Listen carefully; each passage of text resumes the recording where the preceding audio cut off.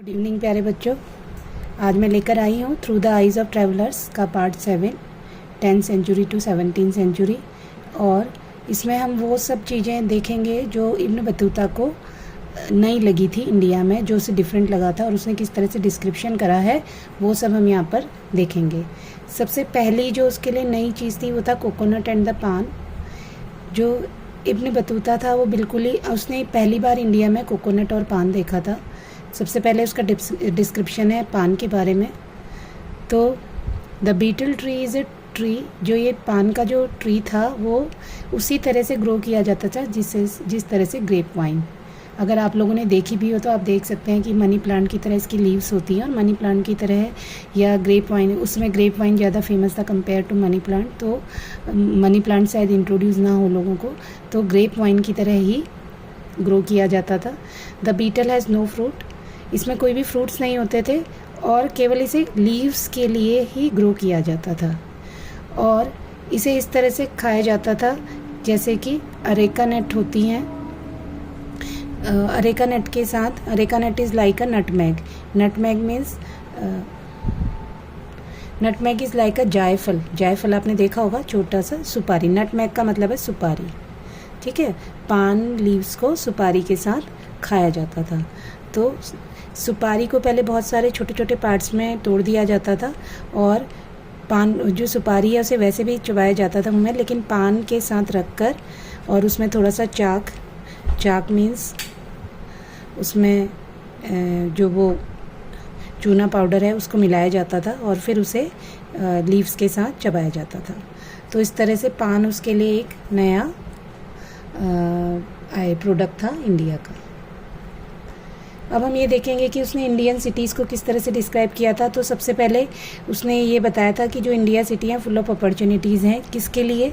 जिनके पास रिसोर्सेज हैं और नॉलेज है, स्किल्स है, वो कभी भी इंडिया में खाली नहीं रह सकता है। We can see in our Indian market also, हम बहुत से लोगों को वहाँ पर देख सकते हैं। किसी की तो बड़ी बड़ी शॉप्स होती हैं, ठीक है, उनके पास ज़्यादा रिसोर्सेज हैं। कोई छोटी छोटी शॉप में भी आप अगर कहीं रिलीजियस प्लेस में जाएंगे तो वहाँ पर कोई आपको तिलक लगाने के भी आपको 10 रुपये आप उसे देंगे, तिलक लगाएगा। तिलक भी वो डिफरेंट तरीके से लगाएगा।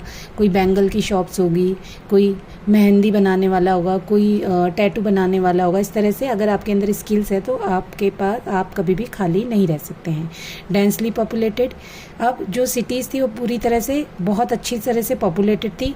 कभी कभी जब वॉर होती थी तो डिसरप्शन हो जाता था, मतलब कि जब बर्बादी होती थी वॉर के टाइम पर, अटैक के टाइम पर वो खाली होती थी। अदरवाइज़ जो सिटीज़ थी डेंसली पॉपुलेटेड थी। Market stacked with wide variety of goods, और जो सिटी की मार्केट थी उसमें अलग डिफरेंट टाइप के गुड्स अवेलेबल थे, ठीक है। कैसे? कलर, और जो स्ट्रीट्स थी मार्केट की वो चमकीली, कलरफुल थी और उसमें बहुत सारे गुड्स हमेशा भरे रहते थे। आप कभी भी कोई भी मार्केट देख सकते हैं। Most of the important market you can see the Delhi's market. Delhi की अगर आप मार्केट देखेंगे तो वो बहुत ज़्यादा भरी हुई, जैसे कि चांदनी बाज़ार, चांदनी चौक, आपने नाम सुनेंगे होगा। जब आप वहाँ जाएंगे तो आपको मार्केट्स ऐसे, आप किसी भी प्लेस में आप जाएंगे तो मार्केट बहुत ज़्यादा फिल्ड विद द गुड्स। अब इब्न बतूता ने दिल्ली को भी डिस्क्राइब करा है। दिल्ली को उसने दहली बोला है। उस टाइम पीरियड पर दिल्ली ना बोलकर दहली बोला जाता था। अब दिल्ली जो थी उसमें बहुत ज़्यादा एरिया था और बहुत ज़्यादा पॉपुलेशन थी, बहुत बड़े एरिया में फैली हुई थी। हो सकता है जो अभी दिल्ली हमारे इंडिया मैप में हो उससे बड़ा एरिया हो, दिल्ली को कवर करता हो, क्योंकि उसमें बाउंड्री, ये सिटीज़ जो अभी डिफरेंट बने हुए हैं, गाज़ियाबाद, मेरठ, गुड़गांव, नोएडा, ये सब दिल्ली के ही अंदर आते हैं उनमें भी। तो इसलिए दिल्ली का जो एरिया उसने काफ़ी बड़ा बताया है। और इसके चारों ओर क्या थे? Rampart like a fortification, boundaries थी, ठीक है। जो breath of wall is 11 cubit, जो चौड़ाई थी वॉल्स की वो क्या थी? 11 क्यूबिट्स की थी।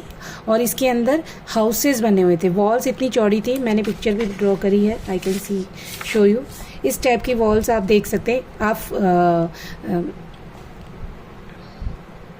अगर आपने फोर्ट्स देखे हों हमारे इंडिया के, जो पुराने राजाओं ने बनाए हैं, तो बड़े बड़े फोर्ट्स होते हैं और उनमें अंदर रोड्स बनी होती हैं, मतलब इतनी मोटी मोटी दीवारें होती हैं चौड़ी चौड़ी, और उनके अंदर नीचे रूम्स बने होते हैं और ऊपर ये रोड्स बनी होती हैं। इस पर आप मूव कर सकते हैं, चल सकते हैं। तो इस टाइप के वो फोर्ट्स से 11 क्यूबिट की थी और उसके अंदर नीचे हाउस थे किसके, नाइट्स के, सेंट्री के और गेट कीपर्स के।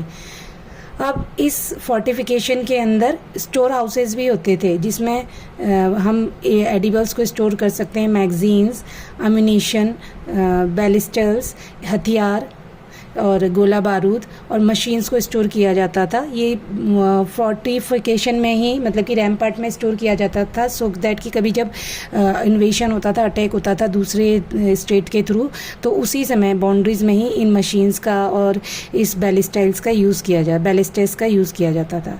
ग्रेन्स भी रखे जाते थे इस रैम्पार्ट्स के अंदर और इस टेक्निक से रखे जाते थे कि कई सालों तक, कई लंबे टाइम तक वो ख़राब नहीं होते थे। और जब इसके जो रैम्पार्ट है, बाउंड्रीज है, उसके अंदर हॉर्समैन एक सिटी के एक एंड से दूसरे एंड तक, जैसे कि मैं अभी बता रही थी, मूव कर सकते थे। और जो रैम्पार्ट था उसके बीच बीच में विंडोज़ बनी हुई थी, सो दैट द सिटी के अंदर वो जो सिटी की तरफ से विंडोज़ बनी हुई थी जिससे कि उसमें रोशनी आ सके। बाहर की तरफ से नहीं होंगी विंडोज़, अंदर की तरफ से होंगी। बाहर की तरफ से होंगी तो जो एनिमी होंगे वो उसमें ईजीली अटैक कर पाएंगे।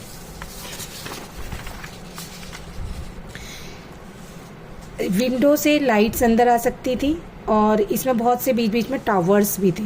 टावर्स मीन्स बीच बीच में उन्होंने, जैसे अभी पिलर्स होते हैं, इस टाइप से टावर्स बने हुए थे। दिल्ली सिटी को और उन्होंने डिस्क्राइब करा है। 28 गेट्स थे सिटी में, जिसमें से 2 या 4 यहाँ पर डिस्क्राइब्ड हैं। इसको दरवाज़ा कहा जाता था और इसमें से सबसे बड़ा दरवाज़ा था बुडाउन दरवाज़ा, सबसे बड़ा दरवाज़ा। इसके अंदर और मांडवी दरवाजे के अंदर क्या था, ग्रेन मार्केट थी।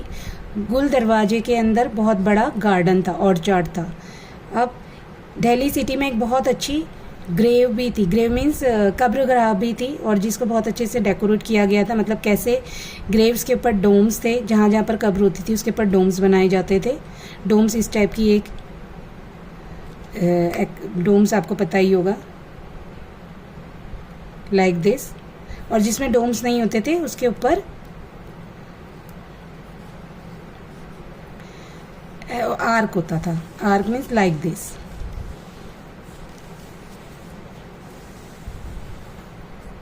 और we can see like this type of arch is there. Domes हैं या आर्क है। ग्रेव्स हैं, ग्रेव्स मीन्स कब्रगाह हैं और उसके ऊपर क्या है, डोम्स बने हुए हैं या आर्क बने हुए हैं। और इनमें इन्हीं कब्रगाह के आसपास क्या लगे हुए हैं, जैस्मिन लगे हुए हैं, वाइल्ड रोज़ लगे हैं जो हर सीज़न में ब्लॉसम करते हैं। तो थैंक यू चिल्ड्रन, आज की वीडियो में इसे एंड करूँगी।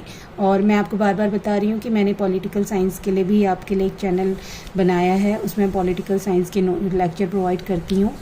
आई होप कि आपको ये पसंद आएंगे और आप इनका यूज़ करेंगे। Thank you very much.